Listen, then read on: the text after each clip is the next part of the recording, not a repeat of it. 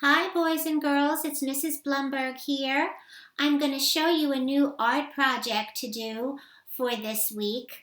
I have one already up on the site that's kind of designed for older students like 3rd, 4th, 5th grade, and you are certainly welcome to try any video that looks appealing to you, but I thought it might be nice to offer one for the younger children like kindergarten, 1st, and 2nd grade. It's very similar to the rock painting that the older students are doing, but we're going to do painting with our fingers on paper.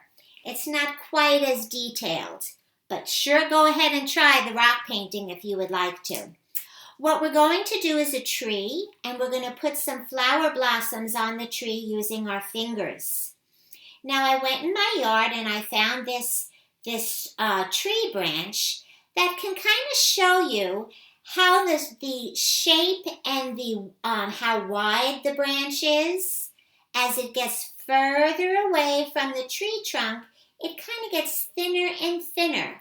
And off of the main branch, we'll have smaller branches, thinner branches, and then teeny tiny little twigs come off there too. So think about that when you're drawing the trunk of your tree. I have a large piece of paper here, but you can use any paper you have. I have paints, of course, because I'm an art teacher, but you might not have paints at home, and that's okay. You can do it with markers. So I'm going to start with the trunk of the tree. I'm going to turn this down and hopefully you'll be able to see what I'm doing. I think you will. All right, so I have a variety of different paints. I'm going to start with a brown tree trunk. And the tree trunk is the thickest part of the tree. And as we get further away from the trunk, the branches will come out and they get a little thinner as they get further away from the trunk.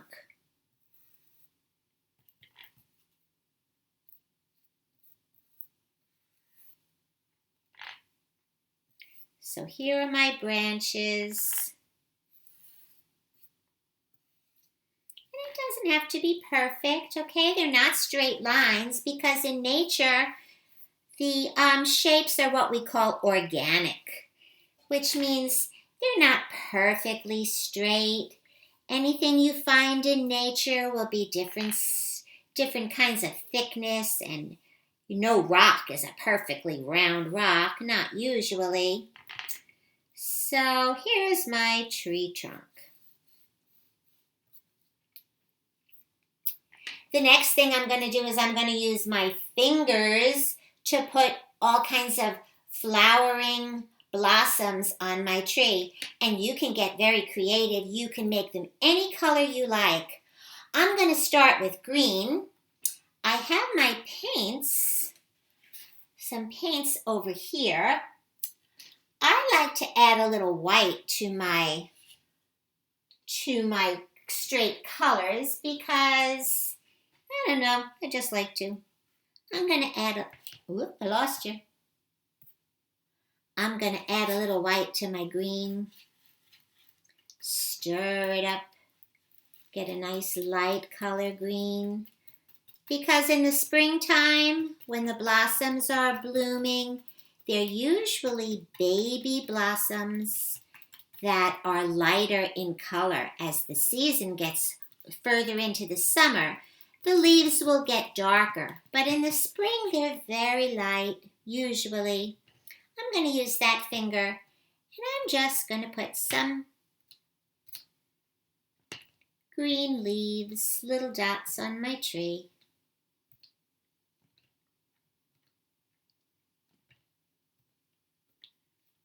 Put them all around on the branches. Now I'm seeing all around the neighborhood, I'm seeing lots of pink blossoms, very pale ones. You may be seeing some yellow blossoms on the forsythia bushes. I'm going to do some pink blossoms. I have some red right here. I'm just going to add some white to it so that they're light pink. And I'm going to use a different finger. I don't want to mix the green and the red together because that might make like a brownish color. But I got this little pinky here that has nothing on it. And I'll put some pink blossoms on.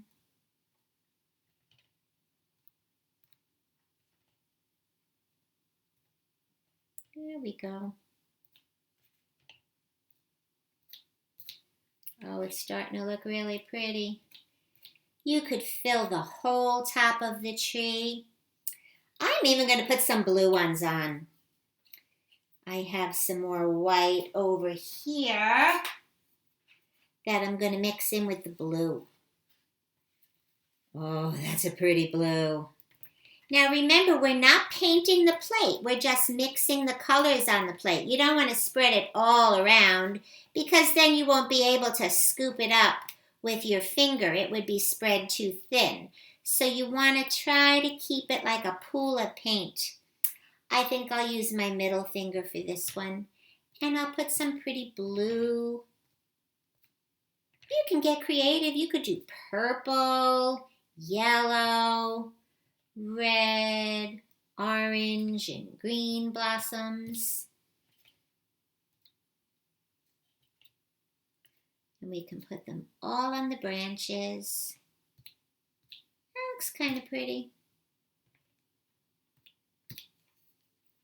I think I'll even put some green grass on the bottom of my page. Green grass down there. You can paint it any way you like. Remember, it's your artwork. And you can create your beautiful tree blossoms any way you like. We did something similar to this with apple trees with sponges. But this time we're using our fingers. So, I hope that you all are well at home.